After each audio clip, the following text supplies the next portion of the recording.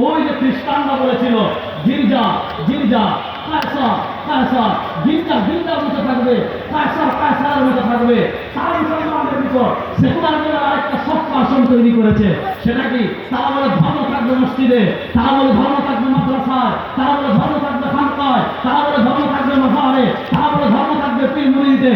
আরে শুনেন, ইসলামের ইবাদত একটা গুরুত্বপূর্ণ রুকন, ইবাদতকে কখনো খাটো করা যাবে না। কিন্তু শুনেন, ইসলাম কখনো শুধু মসজিদে থাকার জন্য আসে নাই, ইসলাম কখনো শুধু মাদ্রাসায় থাকার জন্য আসে নাই, ইসলাম কখনো শুধু খানকায় থাকার জন্য আসে নাই, ইসলাম কখনো শুধু পীর মুরিদের ভিতর থাকার আসে নাই। ইসলামের সাথে মানুষের জীবনের সার্বভৌমত্বের মালিক যেহেতু আল্লাহ, আসমানের মালিক আল্লাহ, জমিনের মালিক আল্লাহ, চন্দ্রের মালিক আল্লাহ, সূর্যের মালিক আল্লাহ। ইসলামের সাথে কারো পাপের আইন বাস্তবায়ন করার জন্য না, আল্লাহ জমিনের আইন প্রতিষ্ঠা করার জন্য।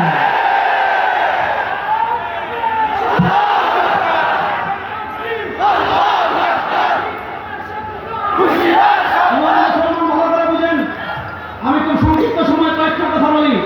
বাংলাদেশ স্বাধীন হয়েছে 1971 সালে। 1971 সালের আগে, 1971-এর আগে 1947 থেকে 1971 আমরা ছিলাম পাকিস্তান।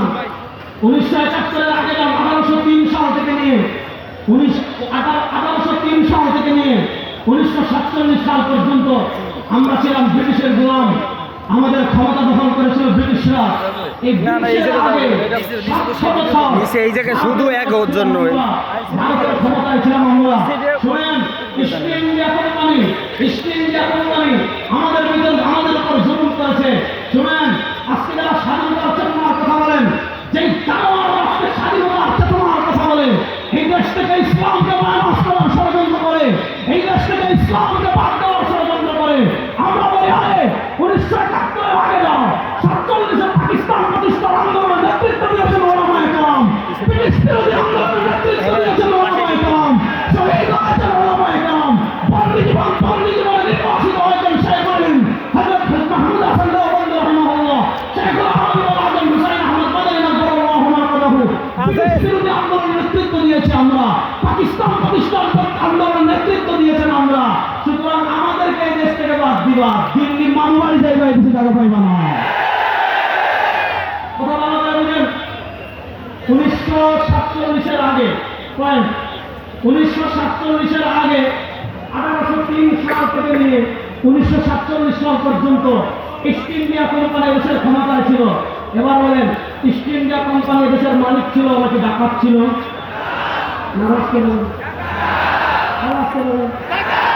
বলেন, ইস্ট ইন্ডিয়া কোম্পানি দেশের মালিক ছিল নাকি ডাকাত ছিল?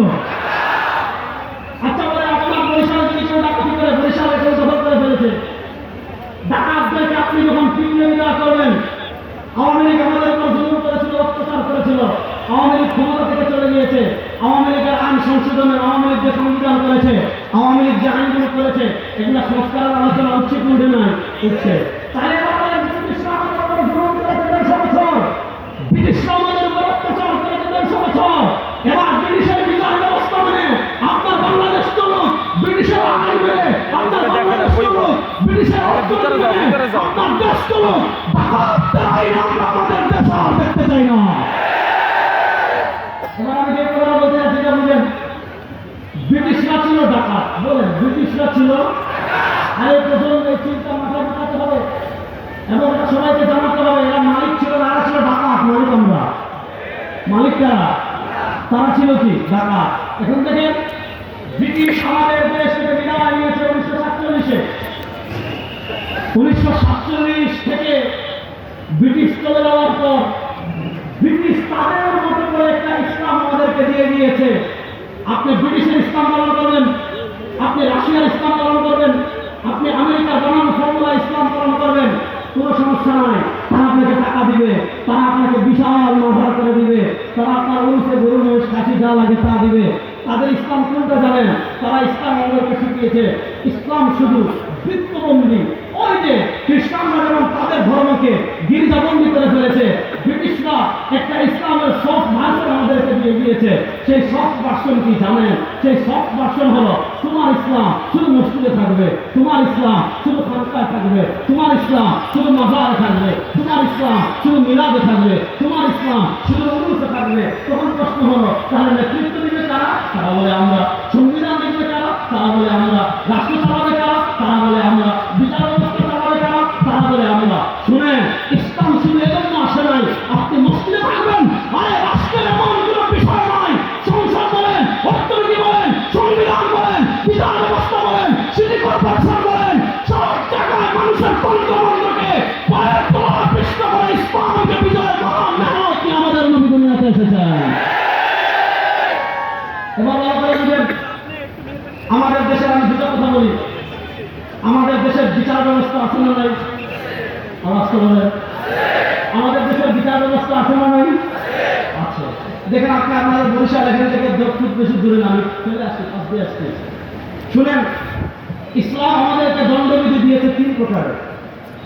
বলেন, ইসলাম আমাদেরকে দণ্ডবিধি দিয়েছে কয় প্রকারের? আর মাদ্রাসার ছাত্ররা বলো না, কয় প্রকারের? বলেন, 1 নম্বর হুদুদ, জোরে বলেন হুদুদ, কিসাস, তা'যীরাত। বলেন 1 নম্বর, জোরে বলেন 1 নম্বর, 2 নম্বর, 3 নম্বর, 1 নম্বর, 2 নম্বর, 3 নম্বর তা'যীরাত। দেখেন, ইসলাম দণ্ডবিধি আমাদেরকে দিয়েছে।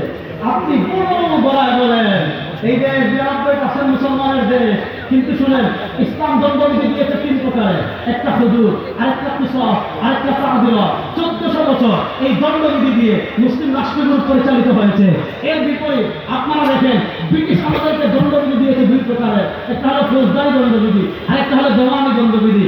আপনি আপনার দেশের কোর্টের খবর নেন, আপনি আপনার দেশের আদালতের খবর নেন, দেখবেন আপনার দেশের বিচার ব্যবস্থা কোরআনের দণ্ডবিধি দিয়ে পরিচালনা হয় না। আপনার দেশের বিচার ব্যবস্থা সরকারের দণ্ডবিধি দিয়ে পরিচালনা হয় না। আপনি দেখবেন 92% মুসলমানের দেশ যে ডাকাতরা দখল করে রেখেছিল, সেই ব্রিটিশদের দেওয়া দণ্ডবিধি দিয়ে আমাদের দেশের বিচার ব্যবস্থা পরিচালিত হচ্ছে। ও বরিশালের মুসলমান, আপনাদেরকে স্পষ্ট পয়গাম জানিয়ে দিতে চাই, স্পষ্ট পয়গাম জানিয়ে দিতে আসছি, নতুন বাংলাদেশে আমরা ব্রিটিশের দণ্ডবিধি দেখতে চাই না। নতুন বাংলাদেশে আমরা ইসলামের দণ্ডবিধি বাস্তবায়ন করতে চাই না। ইসলামের দণ্ডবিধি বাস্তবায়ন করতে হলে একটা কাজ লাগবে, এদেশের রাষ্ট্র ক্ষমতা ইসলামকে নিতে হবে। এদেশের রাষ্ট্র ক্ষমতা ইসলামকে নেওয়ার কোনো বিকল্প। আপনি রাষ্ট্র ক্ষমতায় যদি ইসলামকে না আনেন, আপনি রাষ্ট্র ক্ষমতায় যদি ইসলামকে না আনেন, তাহলে পশ্চিমকালেও আপনি ইসলাম দণ্ডবিধি প্রতিষ্ঠা করতে পারবেন না। আজকে রাষ্ট্র সংস্কারের চাঁদাবাজি বন্ধ করতে পারবেন না।